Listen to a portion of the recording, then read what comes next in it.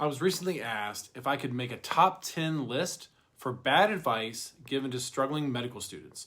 So I framed this primarily for classroom learners, but all of this stuff can apply across the spectrum into board study as well, and includes related fields like veterinarians, PharmDs, PAs, etc. These are students who end up benefiting from our Stat Med Study Skills class. I think they are in every class of every med school across the country and beyond. They're just hidden and probably suffering in silence, and likely getting at least some of this list of bad advice. As with everything I do, please keep in mind some of this advice might be good or even great for some learners. My whole thing is not looking at all med students the same. Different students need different things. So let's go. For number one, let's go with this. Make sure you are studying enough. I mean, okay, but what does that even mean? Most of the frustrated and struggling medical students I meet tell me all they're doing is studying. If not studying, they're sleeping, eating, maybe trying to catch a break here or there if they're lucky. But mostly, they're either studying or feeling guilty when they're not studying. It's just hollow advice, and it underscores this reality. No one teaches smart, highly intelligent, highly motivated students, especially adult learners in med school, how to study. Methodology matters, and we acknowledge that in most walks of life, but I find this to be largely lacking in medical school. We do not teach our students how to study, full stop. So asking them if they're studying enough is bad advice that misses the point that maybe the issue is we need to teach them how to study in med school. This ties into bad advice number 2, which is, let me give you some study tips. Tips are disconnected and lack connective context. I mean, for some students, of course, tips might work, and that's great. But for the struggling students I meet, and let me tell you, they're super smart and super motivated and super hungry. But for them, tips are just enough to frustrate. A tip might be preview before lecture. This can be great advice or terrible advice depending on the given student. If this gives the learner sufficient insight into the concepts being discussed or the structure, then that's awesome. But many of my frustrated med students have been given this advice, then they try it out, but don't get any value from it, so they eventually stop doing it. Then they feel like there is something wrong with them because it doesn't work or add value. It's almost like gaslighting them. I mean, making them feel like they're the ones to blame, when in reality, that study tip just doesn't have enough meat on the bone to give value for what they individually need. We teach a skill in our study skills class that students can use to find structure before going into lecture. We call this frameworking. This takes hours spread across at least 2 days to really teach. That's not a tip. That's a whole scale end-to-end skill set. Then we teach how this skill connects to other core study methods to augment and build off of lecture, then into the reading and marking, and then into retrieval practice. This all takes many, many hours, all built into a specialized scope and sequence. Tips can be just enough to frustrate. So that's why this can be a really bad piece of advice in my book for a struggling medical student. All right, number 3 is figure out your learning style. I really hate this one. I think most people have had to take some sort of learning inventory at some point in our education that tells you if you're auditory, kinesthetic, visual, etc. First of all, there's no research to support the validity of these learning styles. It's just like an urban legend we've all been sold on. And even if you prefer, say, visual learning, you have to learn how to take information on board in other modalities. This gets into the always preferred, desirable difficulties and mixed modalities we always want to be operating in. I just want you to watch out for anyone who wants to sit you down to take an evaluation for your learning style, because that is a waste of time. And so, yes, bad advice. Okay, number 4 is when people tell you the secret to thriving in med school is to make sure you review the material X amount of times. which might be 3 times, might be 5 times, or whatever the flavor of the week is. Are repeated experiences with the material good and important? Of course. Is there a magic number? No. I find that this is held over some students' heads. Like, the reason they're failing is that they're not getting that final pass in, that magic number with the material. So they'll say, I just can't get that 5th pass in. If I could, I would pass. I mean, maybe, but that seems kind of hopeful and generic to me. But this speaks to so many bigger issues, like what counts as a pass through the material? Are you just skimming and reviewing? In my book, reviewing is a bad word study-wise. Reviewing to me means passively looking over the material that we've already studied. This is likely passive, low yield, that entrenches familiarity and creates an illusion of productivity. Do we want multiple experiences? Yes. But we should find ways to make each pass build off of itself, engage us at a deeper cognitive level, and avoid passive rereading.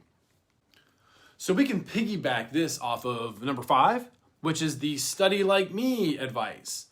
Some of your super successful peers might study exactly like what I just complained about, and they might be great at it. They might get great results. Good for them. They might let their eyes slide over the notes and really soak it up and truly learn it. This likely involves some robust processes happening invisibly, subconsciously, internally for them, way back inside the back burner of their brains. What works for one student will not necessarily work for another. So we have to be careful when we ask our peers for help in the areas of studying. Because if you ask, they'll likely, often, gladly, and earnestly try to help you. But just remember, what works for them might not align with your learning needs. So that takes us to number 6, which is to rewatch or reread lecture. I don't think blanket rewatching or rereading is a good idea. Yes, it's something to do, so it's easy advice to give. But is it tactical? Is it going to give you yield in an effective and efficient way? Not likely. And keep this painful nugget in mind. After initial reading, subsequent rereadings will have diminishing returns. This is why when we teach students how to read the material the first time in the Stat Med class, we focus on teaching them 2 main things. Number 1, how to connect the details to the hidden structure of the lecture or the content. And number 2, how to set that material up so that you can self-quiz off of the material as a means of multiple revisitations via retrieval practice. Okay, number 7 is the elusive skill of condensing your notes. This is like a pot of gold at the end of the rainbow. So many students are seeking this skill, which is essentially taking 50 slide PowerPoint and condensing it into 3 pages of notes that they can then reread as many times as possible before the exam. Again, some students are incredibly gifted at the combo of making these notes and profiting from rereading them. The danger is trying to force this skill onto someone else who is not hardwired to learn like this. This falls into the category of, if it works for you, that's great, but I meet loads of frustrated students pursuing this. And we use our core Stat Med class methods instead for much more effective and efficient ways to learn in a way that suits their needs. All right, number 8 is related, and that is force feeding every student to use the same learning tool, whatever that tool might be. Anki is a great example of this phenomenon. Many med students thrive using Anki, which is a note card-like self-quizzing software. It's great because it builds in some of the most important aspects of advanced learning, like retrieval practice, distribution, and interleaving, and it's all automated. So what's not to like? Look, this works for most med students, whatever most means, 55%, 80%, 90%, I don't know. But it works for most because most med students, this is my belief, are bottom-up learners and high-structure builders. This means they can learn from details, meaning without having structure first. But what about the ones who this doesn't work for? As I said at the top, I assure you they exist in every class and every med school across the country. They're just hidden and silently suffering. So sometimes Anki's not going to work for somebody. And when Anki doesn't work for them, they feel likely to conclude that it's their fault. So yeah, this is one of the ones that really frustrates me as a piece of advice. You can find more on my thoughts on all this stuff elsewhere in our channels and our blog. Number 9 is make sure you are making and following a schedule. This is a thorny one, yet important, okay? Look, time is your greatest commodity in med school, and I think med students have to figure out the best ways to plan and optimize their time to be successful and healthy and to be in control of their outcomes. I think making schedules can be an extremely important part of that success. But here's why I think this is often bad advice. When someone is assigned to make a schedule, we act like we actually know how to make a schedule under the demands of med school, of the med school lifestyle, and the med school culture, and the demands of a med student, which most of our students do not know how to do. So when someone tries and fails to make an effective schedule, they feel ashamed or becomes something that they're punished at for failing. It usually goes like this. A student sits down and they make a schedule, which takes time, which will almost immediately stop lining up with reality. So if they feel like it doesn't work, so they feel like failures and conclude they suck at time management. So they wad the schedule up and throw it away. And there's no insights built into it, so they're not going to get any better from the act. Even worse, perhaps an advisor or a counselor asks them about this, and it looks like it's the student's fault for not being good at this. None of this is helpful. I think scheduling is essential, but it has to be taught more robustly, broken into multiple tools, and ideally taught in tandem with study skills. And scheduling in particular should require some sort of tracking mechanism to provide feedback so the student can get better week by week, knowing they will always be off and make mistakes one way or the other, and that's okay. But just telling a student to make a schedule and stay on top of it is bad advice that will likely make the student feel worse, at least in my experience, but we can be much better than that.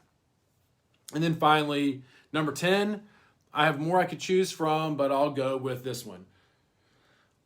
Make sure this is what you want. I mean, I've talked with scores of struggling med students over the last 20 years who were working themselves to the bone, leaving it all on the line, knowing that they face staggering financial debt, knowing that their dreams of becoming a doctor were on the line, likely knowing that they had not yet cracked the best ways to study medicine, and yet they're holding their metaphorical hand over the metaphorical fire day in and day out.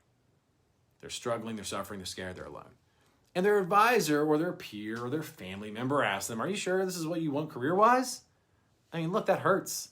These people are smart and motivated and hungry. They just don't know how to study and learn from the fire hose of medical education and maximize their time in a manner that's suited for their learning needs, full stop. So this is another really tough one for me to swallow. So those are 10 bad pieces of advice, sort of off the top of my head. I wanted to include some that are just straight up bad, like the learning styles one, and some other ones like Anki that are only bad for some and great for others. So I think this little talk covers a nice wide spectrum. When med students are struggling, I don't think they need a hug or like an ice cream cone. I mean, maybe that would help a little. I don't know. It's not really my forte. But I think what they really want to know is that others have been where they are now, struggling and looking for help, and that someone out there has seen these patterns before and knows how to solve many of these study-based and time-based and test-taking-based issues. I'm not saying we have all the answers, but we do have some pretty good ones. So that's 10 bad pieces of advice for struggling med students. If you identify with these, you're not alone. I hope this helped, and thanks for watching.